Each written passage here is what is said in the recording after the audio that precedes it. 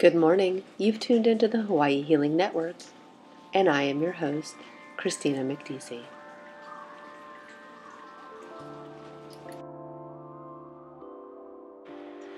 I've come to you today to share with you something very interesting that happened to me last night. The best way to explain this would be for me to share with you a part of my book. Let us begin. While having dinner with my mermaid friend Lila Jones, we were talking about how we were both off in our mood this day. She shared with me that she was being worked on spiritually as another shift was occurring. She said spiritual cords were being cut and old emotions arising to the surface to be cleared.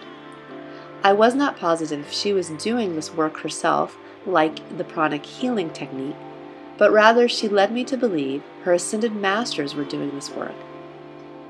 It is now 3:20 a.m.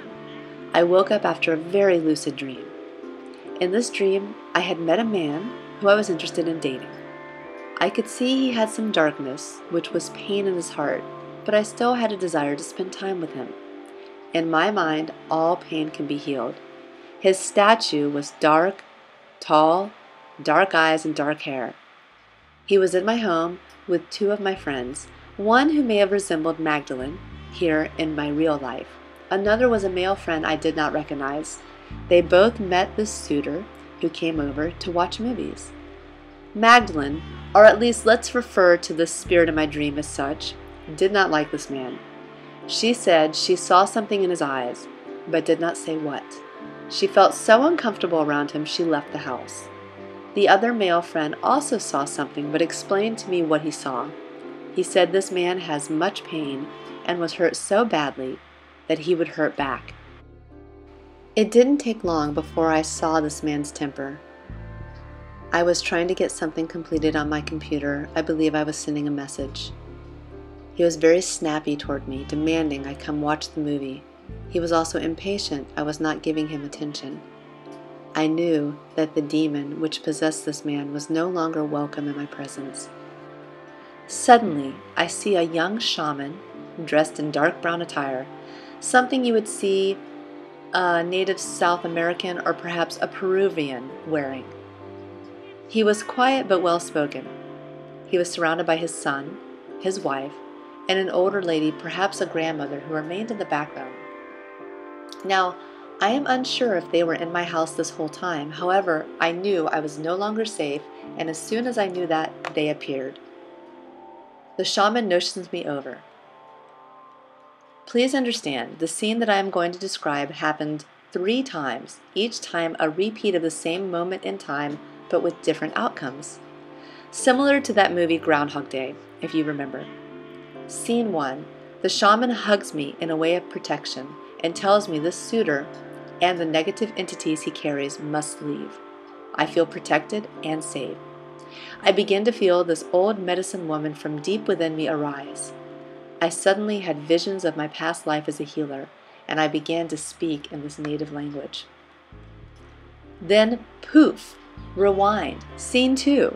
This time, I am in the chair, my antique telephone chair in the home where I currently reside. The shaman has pulled me away. I get up, and the son of the shaman, a young teenage boy, and his mother, begin to do a clearing of that area. They were pulling cords and clearing the negative entities and energies left in that space. I began to feel guilty that I was not clean and left these dirty energies in their presence, so I walk back over to help them. Poof, rewind again.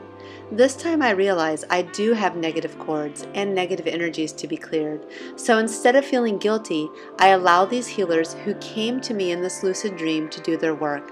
I sit down as they begin pulling cords from my heart and solar plexus. I stand up. They are pulling cords from my mind. They removed old thought patterns which have been lodged into my mind, cluttering the clarity one needs for divine creation. I look at this young boy and recognize he is Xander, the spirit who intends to come down through me in this human body to this physical earth plane. When I realize this, suddenly, poof, rewind again. Only this time, my physical body wakes up from this dream to use the bathroom and drink some water. I asked the shaman spirit why the Groundhog Day technique. He explained to me that this is how we can get such deep cleaning and clearing completed in one moment. We just keep rewinding the moment until you are completely cleared. I was told to go to my computer to write all this down.